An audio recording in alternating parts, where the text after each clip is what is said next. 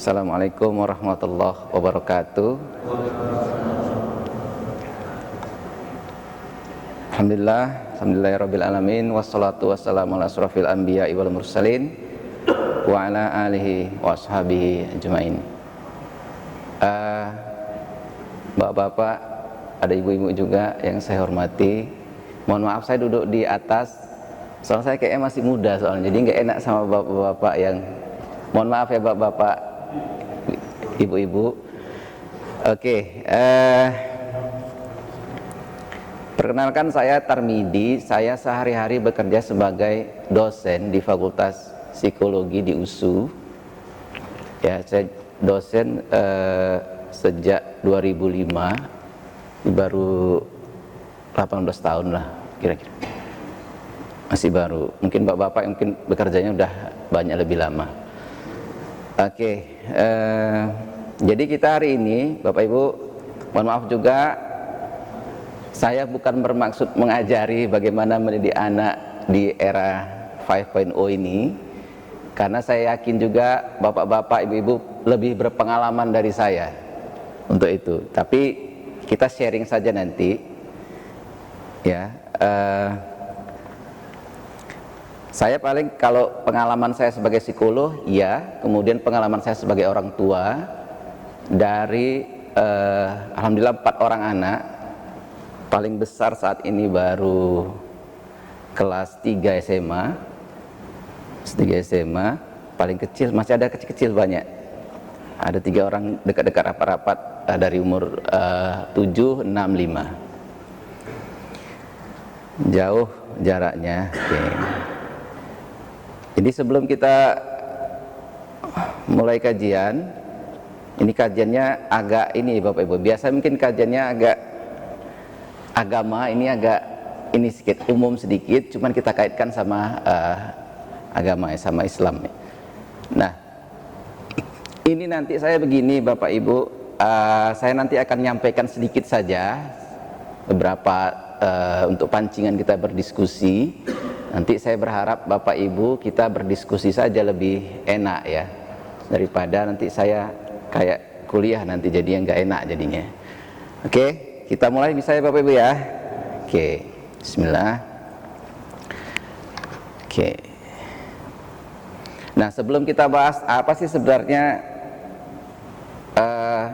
era 5.0 yang sering dibilang-bilang orang ya kan, apa sih sebenarnya kan, itu perlu kita sedikit singgung. Jadi kita dulu mungkin dari, kalau era society 1.0 itu ya pindah-pindah, nomaden ya kan, kemudian bertani, kemudian mulai 3 dan 4 industri, dan 4 kemarin teknologi informasi yang terakhir ini. Sebenarnya kalau beberapa ahli menyatakan bahwa kita Indonesia sebenarnya belum masuk ke 5.0 ini ya, karena kan 5.0 ditandai dengan ini ya, penggunaan artificial intelligence yang sangat masif, robot-robot ya, kemudian Internet of Things, jadi semuanya otomatis dari internet, semua segala macam penggerakan. Tapi kita belum sampai segitu, beberapa ahli bilang belum sampai segitu, tapi akan mengarah ke sana ya. Kita masih di tahap 4.0 sebenarnya pada teknologi informasi yang sudah berkembang pesat, nah gitu ya. Nah, pada saat teknologi ini berkembang pesat, tentu ada banyak ini ya Bapak Ibu, banyak apa istilahnya, perubahan-perubahan dalam kehidupan kita, betul ya. Ada perubahan-perubahan dan menuntut kita untuk terus beradaptasi dari pekerjaan, termasuk juga bagaimana cara kita mendidik anak-anak kita. Ini kalau kita lihat anak-anak kita sekarang, kalau pengalaman saya, banyak orang tua datang mengeluhkan biasanya kecanduan dengan gadget dan sebagainya. Itu yang keluhan yang paling besar saat ini. Kalau dulu mungkin sebelum gadget ini keluhannya adalah narkoba misalnya gitu ya, tawuran. Kalau sekarang kebanyakan orang keluhannya adalah bagaimana memisahkan anak dari gadget. Itu kebanyakan keluhan-keluhan orang. Oke, kita pahami dulu itu supaya kita sama channel berpikirnya. Nah ini oke. Nah, kita tahu Bapak Ibu, orang tua ini adalah yang paling bertanggung jawab terhadap efek negatif gadget, ya. Paling bertanggung. Kenapa? Karena gadget ini yang ngasih siapa Bapak Ibu? Yang ngasih gadget, yang beliin siapa? Orang tua kan. Kadang-kadang supaya anak diam, dari mulai kecil nih, supaya anak diam, dikasih aja udah biar diam gitu. Jadi orang yang paling bertanggung itu orang tua. Kalau narkoba dari luar, iya kan? Kalau yang lain-lain, tawuran segala macam, dari pergaulan, merokok dari pergaulan. Tapi kalau gadget kita yang kasih, kita beliin lagi yang paling bagus misalnya. Nah, ini bahayanya memang, kenapa kita mengalahkannya. Tapi sebelum ke situ, kita kutip dulu ayat Quran yang bilang bahwa ini hadis ya, bukan ayat Quran. Jadi kita, bahwa setiap anak itu dilahirkan dalam keadaan fitrah, iya kan? Siapa yang menjadikannya Yahudi, Nasrani atau Majusi? Itu orang tuanya. Jadi artinya dalam Islam sebenarnya peran orang tua ini besar sekali, ya. Sampai kalau udah dibilang Yahudi, Nasrani dan Majusi itu kan beda kali sama kita gitu. Artinya ideologinya, akhlaknya, kelakuannya itu kita yang menentukan mau ke arah Islam, Yahudi, Nasrani atau Majusi. Ya, memang mungkin sekarang perkembangannya mungkin lebih banyak ya, tapi intinya adalah ketiga hal ini orang yang tersesat gitu ya. Ya, orang yang udah dikasih nikmat ya kan. Kemudian orang tersesat, orang Nasrani, kemudian orang Majusi itu orang yang mungkin kita nggak menyembah api gitu ya. Yang jelas di luar Islam. Sekarang mungkin lebih bervariasi lagi, ya kan. Di Islam aja kita udah bervariasi ya. Di dalamnya ada banyak. Ada yang sangat radikal sekali berpikirnya, ada yang mengarahkan orang ke tindak macam-macam gitu ya. Jadi ini tugas kita, menjaga fitrah anak ini. Sebenarnya Islam itu, ya kan, kalau kita ingat ayat tentang waktu masih dalam kandungan, sebenarnya tadi pernah ditanya ya kan Bapak Ibu ya. Ya, pernah ditanya, siapa Tuhanmu? Kita udah jawab, Allah Tuhan kita gitu di dalam kandungan itu. Oke. Nah, lahirnya sebenarnya adalah fitrah itu, cuman kita yang orang tua.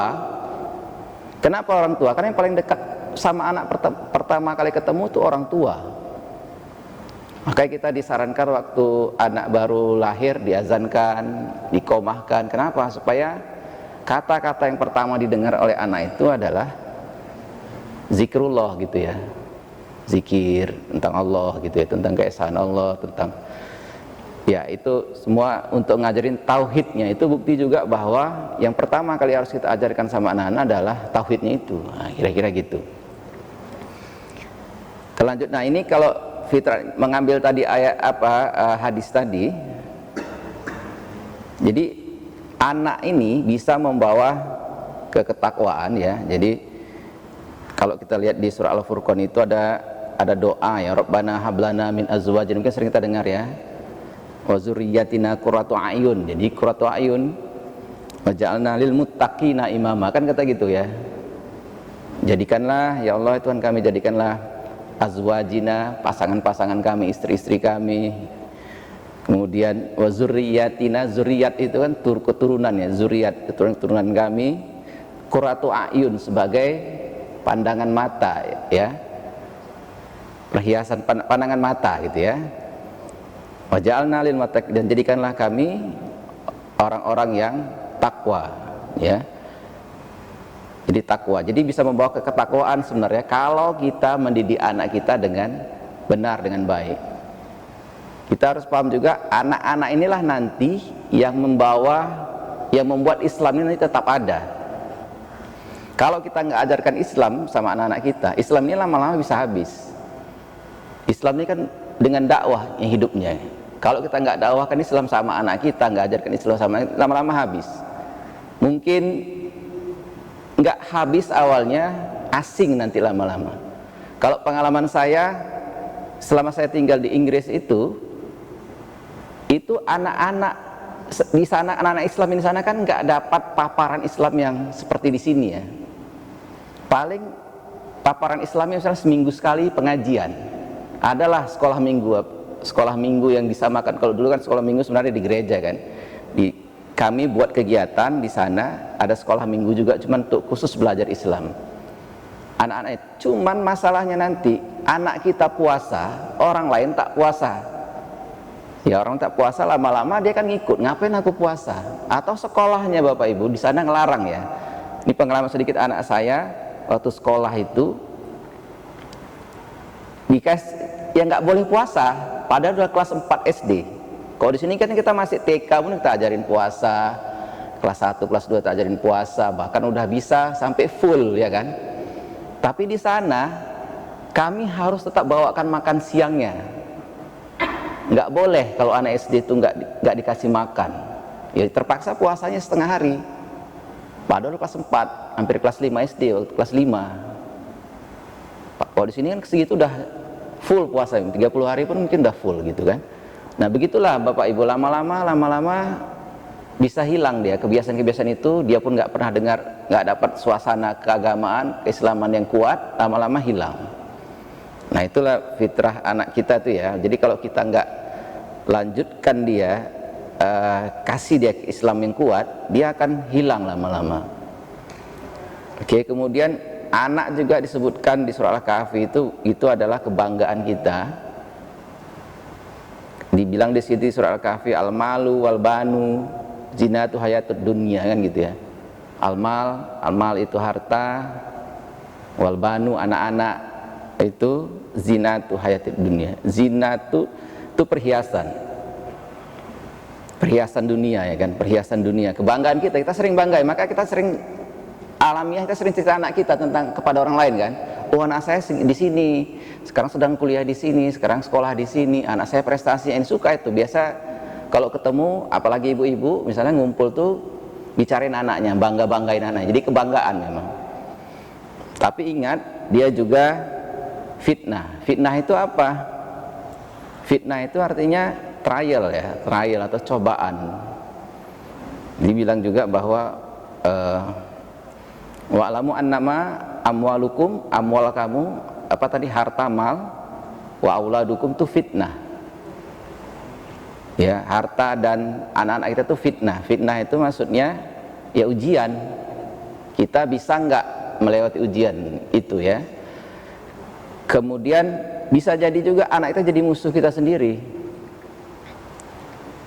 Ada nggak dalam sejarah Islam yang anak jadi musuhnya? Bapak Ibu mungkin tahu. Iya kan? Siapa? Ada nabi-nabi yang nggak berhasil ngajak anaknya. Nabi Nuh ya kan? Kan'an anaknya Nabi Nuh. Ya kan, nggak berhasil kan mengajak. Udah dikasih tahu juga anaknya nggak mau. Kenapa nggak berhasil? Karena ibunya kan juga nggak mau kan ikut Nabi Nuh kan. Ibunya, makanya ibu ini yang mendidik anaknya itu harus kuat sekali. Ayah perannya ada lagi. Peran ayah itu kalau mendidik anak itu lebih kepada mendidik. Ingat kisah Luqman, ya bunayya la tusyrik billah, ya kan? Hai anakku, janganlah kamu mensekutukan Allah, gitu. Itu tugas kita, mengajarkan tauhid. Kalau dari pesan itu tugas bapak-bapak, tugas orang tua laki-laki, ya tugas kita mengajarkan itu. Nah, jangan sampai anak ini jadi musuh sama kita, ya kan? Fahzanun ini ya. Ya allazina amanu inna min azwajikum wa auladikum fahzanun. Ya. Ini yang harus kita perhatikan.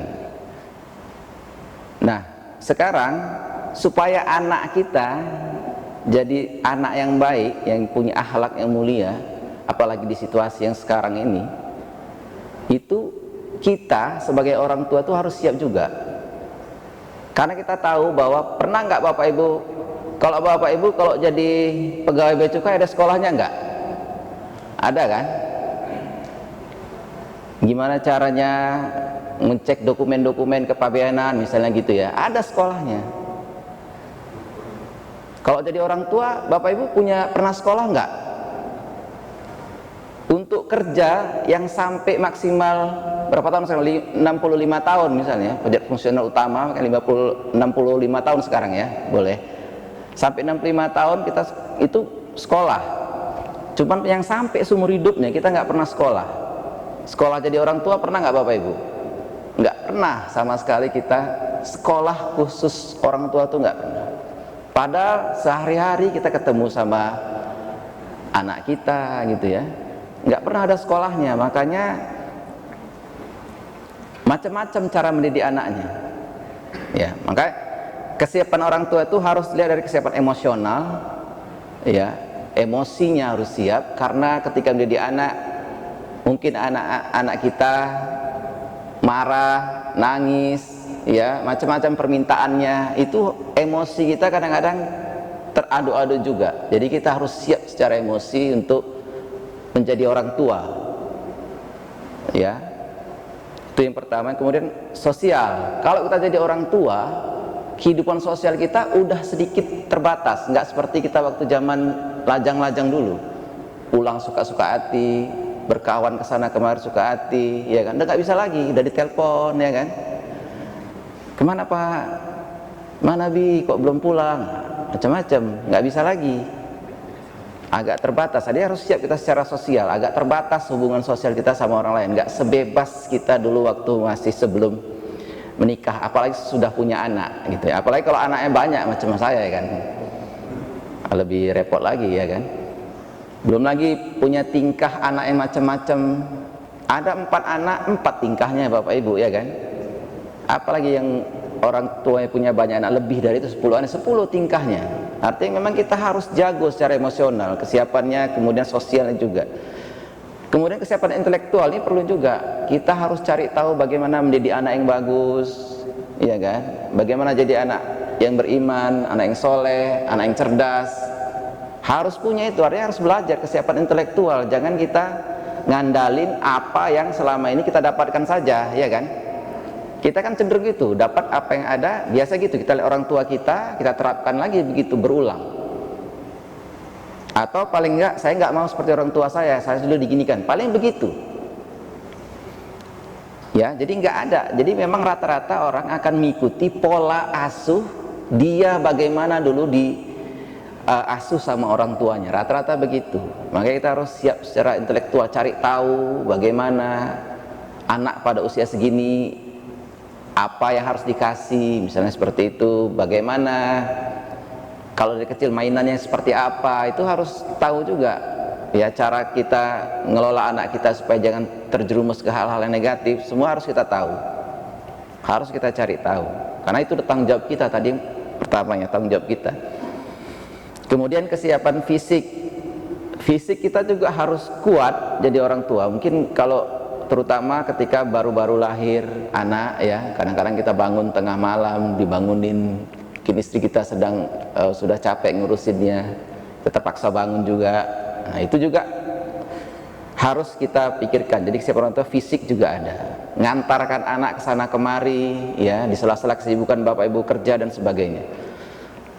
Dan jangan lupa kesiapan finansial ya kan. Ini nggak bisa kita pungkiri bahwa anak-anak kita itu butuh biaya ya kan, butuh sekolah tempat yang bagus, butuh biaya yang lebih besar ya, dan sebagainya. Nanti makin besar makin lain lagi kesiapan finansial. Nah, sudah nggak kita siap jadi orang tua, kesiapan ini semua ini yang perlu kita pikirkan sama-sama. Nah, ada 3 hak anak sama kita Bapak Ibu. Ini Umar pernah bilang bahwa yang pertama mendapatkan ibu bapak yang terbaik. Sudahkah kita tadi pun jadi ibu bapak yang terbaik bagi anak-anak kita? Kita refleksilah sama diri kita sendiri Bapak Ibu ya. Sudah enggak jadi anak yang baik? Ada terus ketika anak dibutuhkan, anak butuhkan kita. Sudah seperti itu kah? Kita refleksi lagi sendiri. Kemudian ngasih nama yang baik, kasih nama-nama yang baik, yang sesuai, yang kalau dipanggil dia pun senang dan jadi doa misalnya. Kemudian mendapatkan pendidikan terbaik. Pendidikan terbaik di sini artinya bukan tempat kuliah yang paling bagus. Ya, pendidikan yang terbaik kalau kita tahu bahwa al-Islamu yu'la wa la ya'lu alaihi, ya kan? Islam itu tinggi, tak ada yang lebih tinggi darinya. Artinya yang terbaik adalah kita ngajarkan iman, Islam sama anak-anak kita. Itu yang utama, kokohkan itunya dulu, baru kita kasih yang lain-lain. Ini tanggung jawab kita Bapak Ibu. Nah ini kalau pembentukan akhlak, kalau kaitannya sama bagian dari akhlak, itu pertama kalau belajar akhlak itu ya keteladanan Bapak Ibu, ya kan? Mau nggak mau memang harus keteladanan. Teladan itu ya contoh. Kalau dalam psikologi namanya social learning, ya gitu ya. Jadi orang mencontoh, imitation, imitasi. Orang akan mencontoh bagaimana orang tuanya. Jadi beberapa klien saya datang, kenapa anak saya seperti ini?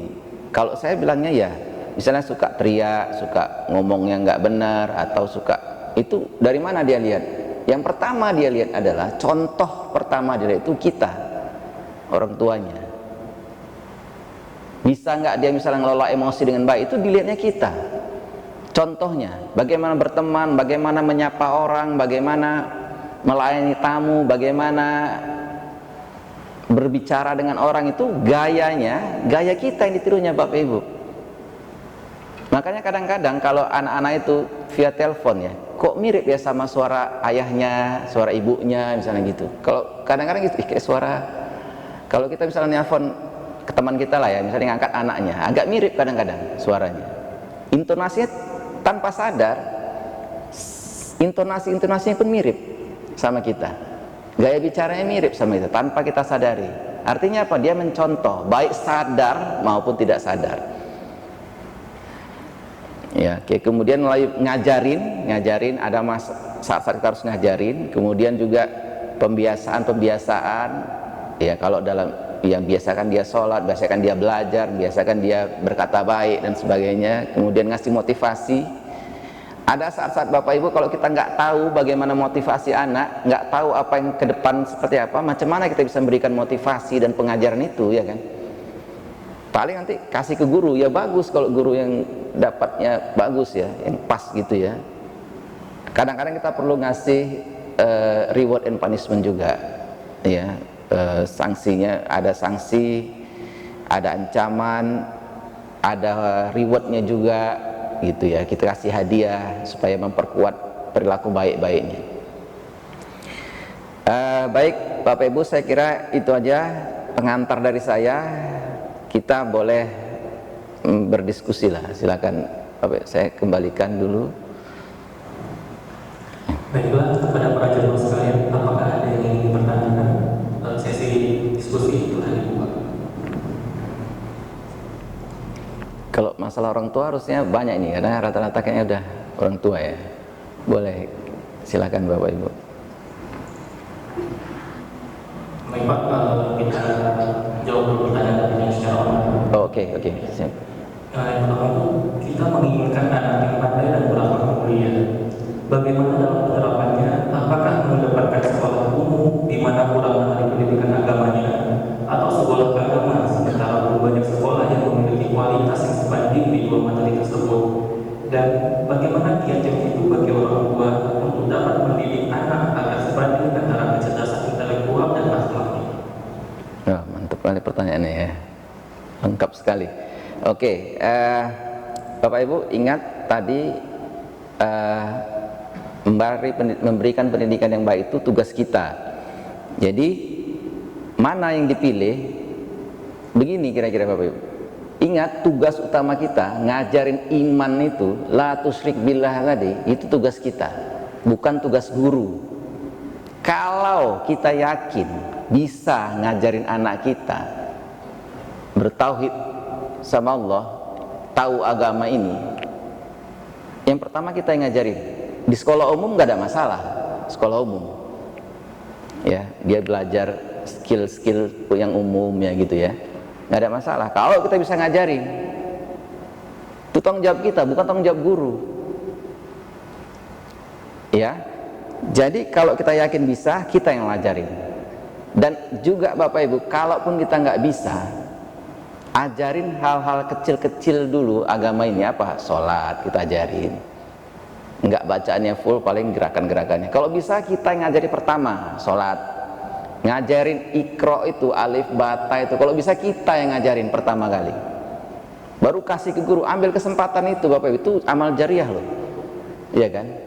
Ambil kesempatan itu, kita yang ngajarin, jangan kasih ke orang dulu. Kalau udah pengembangan terserah, kan udah dapat kita ininya. Jadi kalau kita bisa, kita. Tapi kadang-kadang kan Bapak Ibu kita terbatas ya. Kita dulu nggak pernah sekolah agama, nggak tahu tentang bagaimana ngajarin anak tauhid, akhlak dan sebagainya. Ya kita cari guru yang terbaik. Kalau sekolah Bapak Ibu gini ya, jadi perubahan, kebetulan saya psikolog pendidikan juga, jadi agak menarik juga bicara tentang sekolah ini. Sekolah ini sebenarnya yang paling utama, kalau dari SD sampai dia SMP itu cuman SD lah, SD dulu ya. SD itu paling ngajarin, kalau pengetahuan umumnya calistung aja cukup. Yang banyak diajarin harusnya disinilah golden age-nya kalau kita ngajarin akhlak misalnya gitu ya, kebaikan-kebaikan, di sini dia mudah nyerap. Disinilah anak-anak tuh masih dalam kontrol kita Bapak Ibu, SD ke bawah masih dalam kontrol kita, TK, SD, kontrol kita, kuat kontrol kita. Dan dia, kalau kita benar mendidiknya, dia akan dengerin kita, bagus dia dengerin kita. Kalau udah mulai SMP Bapak Ibu, udah mulai remaja, teenager, itu yang didengarin udah nggak cuman kita lagi, kawannya. Dia pingin eksis di antara kawan-kawannya, dia lebih banyak dengerin kawannya. Kita udah mulai nggak didengerin lagi, udah punya saingan kita Bapak Ibu, udah punya saingan kita. Ya, jadi kalau Bapak Ibu mau nyekolahkan anak-anak ini, basic agamanya kuatnya di sini, SD. Nah, kemudian kalau kemudian mau masuk SMP, Bapak Ibu mau belajarin agama, pilih sekolah agama untuk dia.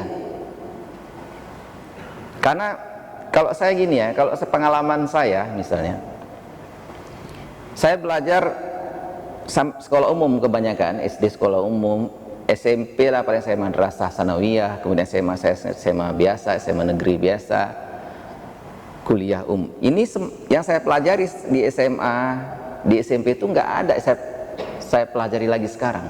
Saya belajar psikologi nggak perlu kali matematika, paling statistik gampang, ada software, ya kan, ada yang bantuin kita, jadi nggak perlu kali sebenarnya.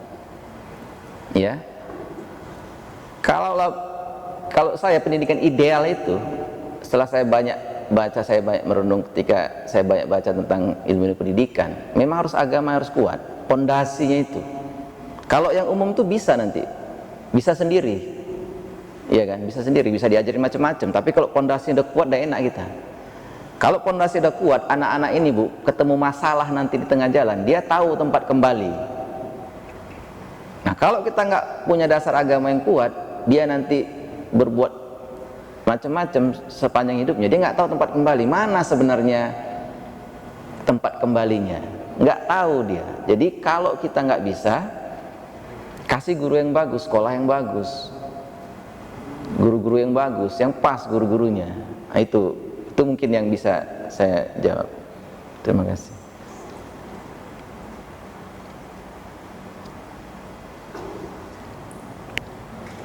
Ada pertanyaan selanjutnya, mana yang diikuti, hak Allah atau persepsi masyarakat berkaitan dengan pukul anak ketika 10 tahun tidak sholat, padahal 10 tahun belum jatuh hukum syar'i pada anak? Kalau suruh milih Allah lah, bahaya kita nanti ya. Ya, kadang-kadang kita gini, ada kadang-kadang mungkin Bapak Ibu baca buku psikologi, baca buku-buku anak, nggak boleh loh mukul anak misalnya gitu ya. Kan sering mungkin Bapak Ibu nggak boleh kasih hukuman fisik sama anak misalnya kayak gitu, kan sering ya. Nggak boleh bilang jangan, kan sering gitu ya. Pernah nggak ada yang bilang gitu nggak? Ingat nggak? Ada mungkin pernah baca buku, ikut seminar-seminar, nggak boleh bilang jangan misalnya gitu. Gak bisa, kita harus bilang jangan. Ingat tadi saya, Luqman, la tusyrik billah, apa kata? Jangan mempersekutukan Allah. Iya kan? Jangan mempersekutukan. Jadi bukan, kalau saya prinsipnya gini, kadang-kadang teori-teori barat ini ya kan, bisa kita ikuti, bisa, cuman jangan total kita ikuti, sikit-sikit aja. Pengalaman saya, yang buat teori itu kan macam-macam juga tingkahnya. Apa istilahnya? Kalau dalam Islam itu kan jelas ya, kalau sanad-sanad hadis itu kita harus lihat orangnya kayak mana. Ini kadang-kadang orangnya nggak jelas juga buat teori-teori itu. Ya, makanya nggak usah kita ikut-ikutin kali. Ya, jadi kalau misalnya disuruh pukul itu kan Rasul bilang gitu ya, kalau udah 10 tahun dia nggak sholat, pukul. Pukulnya pun kan Rasulullah ini nggak ngajarin pukul yang keras-keras. Artinya pukul peringatan, ngasih tahu. Artinya memang kadang-kadang Bapak Ibu ya, ini psikologi juga. Kalau ada orang nggak bisa dibilangin, kita ngomong anak-anak kita misalnya nggak bisa kita bilangin, itu boleh kita tepuk sedikit supaya dia apa ya istilahnya, perhatiannya dapat gitu. Boleh kita giniin sedikit, dengerin misalnya gitu. Sentuhan itu perlu juga. Jadi pukul dalam arti di sini artinya memperingatkan, ya kan. Padahal belum masuk waktu ini, mempersiapkan diri waktu baliknya dia. Kalau balik kan udah kena hukum dia nanti. Ya, jadi kita harus istilahnya, kalau kita orang Islam, orang beriman, tentu nggak peduli kita dengan orang lain. Yang kita pedulikan adalah Allah itu. Ya, kalau kita ikut Allah pasti kita harus peduli sama orang lain, harus berbuat baik sama itu udah pasti. Nah, banyak yang lain-lain lagi harus udah pasti itu, nggak mungkin kalau kita ngikut Allah dan Rasulnya itu nggak mungkin kita jahat sama orang. Ya, atau kita nggak, yang ada masa-masa yang perlu didengarkan, ada yang tidak. Kalau dia bertentangan sama agama kita, nggak usah didengerin, gitu aja. Prinsipnya gitu aja. Kalau dia masih bisa, ya udah nggak apa-apa, biarin aja, kita ikutin ya. Kalau psikologi ini misalnya perlunya apa? Kalau misalnya kita mau tahu anak kita ini karakternya gimana, bolehlah kita tahu. Kan untuk karakter kan boleh kita belajar ya. Kesiapan intelektual tadi kita belajar karakter anak ini, karakternya gimana, ini karakternya gimana, macam-macam gitu. Mungkin gitu kira-kira yang bisa. Untuk pertanyaan selanjutnya, Pak, saya ingin mendidik anak dengan cara A, sebagaimana ilmu yang saya dapat di zaman kini. Tapi orang tua saya ingin cucu dididik dengan cara B, bahkan mertua ingin cucu dididik dengan cara C. Bagaimana cara menyikapinya? Ya, ini memang kelebihan masyarakat kita ya. Apa ya? Sandwich society-nya kuat. Sandwich itu maksudnya kita tinggal sama, nggak cuman kita aja, nggak, bukan keluarga inti saja, ada mertua kadang tinggal sama kita, nenek ya kan, kakeknya. Ya, selama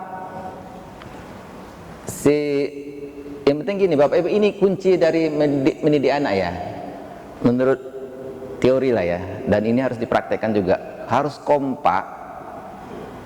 kompak antara orang tua atau significant others-nya lah, dalam bahasa psikologi significant others. Siapa significant others? Bisa nenek, paman, kakek, orang-orang yang dekat sama dia, yang selalu dapat apa ya, yang berinteraksi rutin atau sering lah sama dia, itu signifikan, termasuk guru-guru sebenarnya. Jadi kalau kita konsisten, jadi gini, kadang-kadang gini Bapak Ibu ya, contoh ya, kita ngasih tahu sesuatu sama anak, misalnya jangan nonton, misalnya gitu. Ini kita ngelarang, istri kita, udahlah Pak, biarin aja, kenapa rupanya? Nah, itu bahaya, itu nggak boleh kelihatan kayak gitu. Atau misalnya istri nyuruh ngaji, agak keras ngajinya ya kan, ngaji pokoknya harus ngaji nih, datang kita, udah lama, nggak usah keras-keras sekali sama anak. Oh, payah, apalagi kita bilangnya di depan anak kita, nggak kelihatan kita kompak, ini bahaya. Jadi Bapak Ibu kita harus kompak dulu.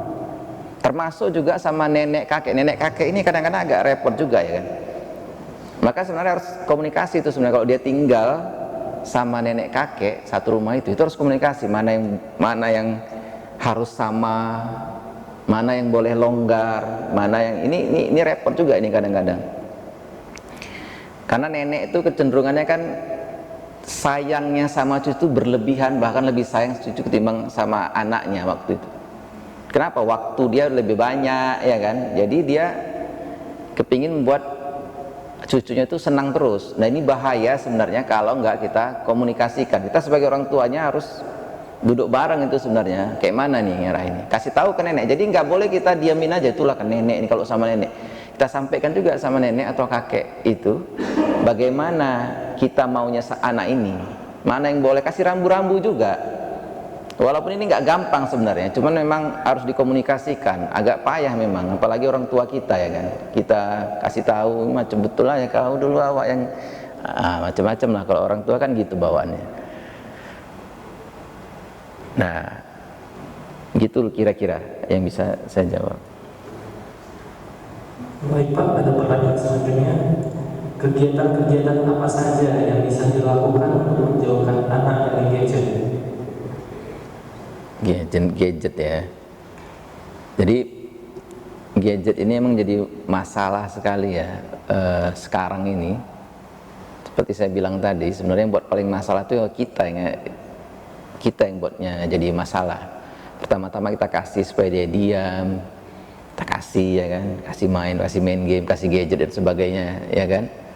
Kita mau pergi, kita mau kerja di rumah, apalagi dulu pas COVID ya kan. Kita mau kerja di rumah supaya yang terganggu, kita belikan dia HP, dia juga harus sekolah online ya kan. Lama-lama tak terkontrol, udah kecanduan, baru orang tuanya bingung. Kalau pertama-tama, makanya kontrolnya pertama harus kuat. Di awal kalau ngasih gadget itu kontrol itu harus kuat. Kalau kita bilang misalnya sehari itu ya paling maksimal anak-anak itu 2 jam itu udah cukup main HP. Tinggal kita ngaturnya 2 jam itu mau kapan sehari ya. Ini kalau udah berlebihan, apalagi udah sampai 6 jam sehari dia pakai HP, wah itu udah bahaya dan itu bisa membuat dia kecanduan. Kecanduan kalau nggak ada HP, mau dia marah-marah. Kalau kita ambil mau dia nanti tantrum, guling-guling atau apa gitu ya. Nah itu udah bahaya. Makanya kalau misalnya ada acara-acara keluarga itu gadget kalau bisa diambil aja, biar mereka saling bermain, main-main fisik, diambil aja. Bapak Ibu, kita sama anak-anak harus keras untuk hal ini. Kalau kita nggak keras, nanti kita yang payah ngaturnya lagi. Dia nangis, biarin. Itu prinsip mendidiknya ya Bapak Ibu, yang kita harus konsisten. Nangis dia, biarin aja. Kita mau lembek sama dia kayak gitu, kasihan dia nanti udah besar. Keras dalam hal-hal gitu harus keras ya. Kita sama anak itu harus lembut perilaku kita yang harus lembut sama anak, sayang gitu. Bukan ngasih apa yang dia minta. Kalau Bapak Ibu ngasih apa yang dia minta, itu bukan bentuk kasih sayang sebenarnya. Apa yang dia minta kita kasih, itu bukan bentuk kasih sayang. Itu menjerumuskan anak sebenarnya. Kita sayang. Jadi kadang-kadang beda ya Bapak. Kalau pengalaman saya praktek itu, anak-anak itu dibentuk sayang orang tua sama anak tuh gitu, ngasih semua yang diminta. Ya kan, beliin HP baru, dibeliin misalnya, belikan ini, belikan itu biar sama. Enggak. Kita baik sama anak itu artinya kita keras sama anak itu termasuk baik sama anak. Kerasnya bukan marah ya maksudnya, keras dalam disiplin. Kalau waktunya enggak. Jadi sama anak itu ya harus kita tarik ulur ya. Misalnya kalau misalnya nonton bukan tak boleh, boleh. Nah, bukan sama sekali nggak boleh, boleh, cuman ada aturan yang disepakati harus. Kalau udah tahu aturan, itu kita bangun, baru nanti kasih alternatif aktivitas lain yang fisik. Kalau anak-anak kecil itu, anak kecil, balita lah ya, mulai dari 2 sampai sebelum SD itu harusnya aktivitas fisiknya lebih banyak. Dia sedang tumbuh kan, sedang tumbuh berkembang. Di situ harus aktivitas fisik supaya seimbang berkembangnya. Jangan dikasih HP, gadget. Kalau bisa jangan pernah kasih sampai umur 13 tahun. Nah, itu ada yang bilang gitu.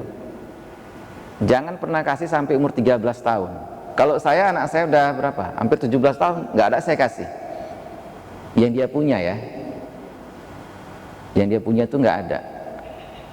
Kalau dia mau main HP kami itu ya memang anak saya di pesantren ya.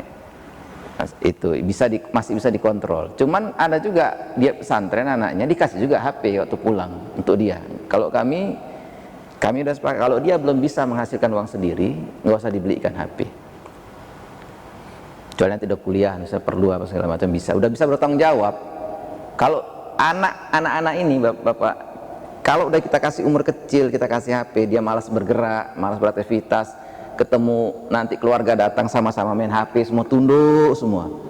Padahal harusnya disitulah kita saling mengenal keluarga, bercandanya pun fisik, harusnya gitu. Jadi kasih aktivitas fisik, ya misalnya olahraga rutin atau kegiatan di luar rumah yang rutin atau kegiatan-kegiatan lain, itu yang perlu kita kasih. Ini coba ada beberapa.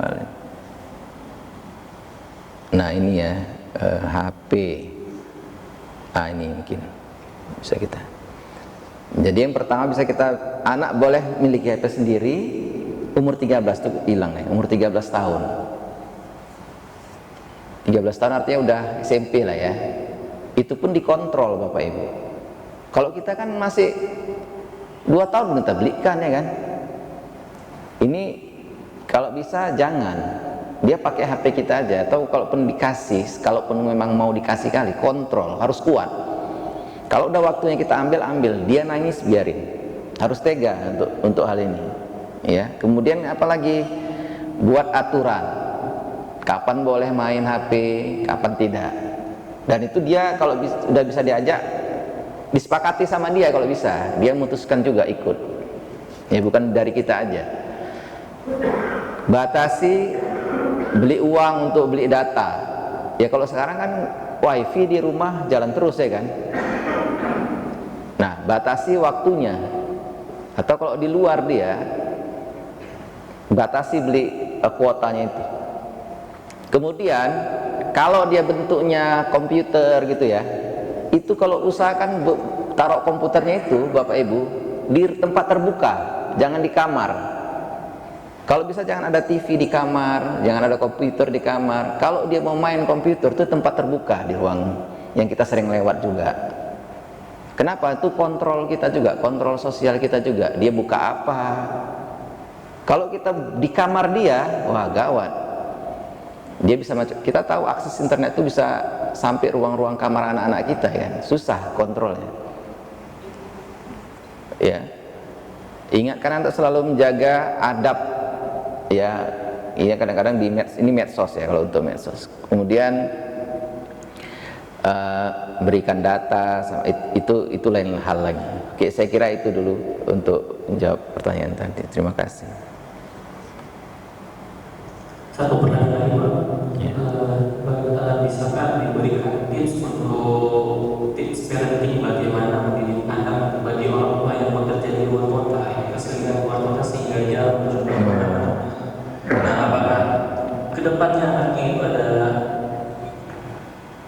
dampak terhadap psikis anaknya terhadap yang jarang jumpa dengan orang tua yang sering berjumpa yang sedang bekerja di luar kota? Menarik ini ya. Kadang-kadang kita nggak bisa, maksudnya kita bekerja ya, macam-macam, ada penempatan kita kadang.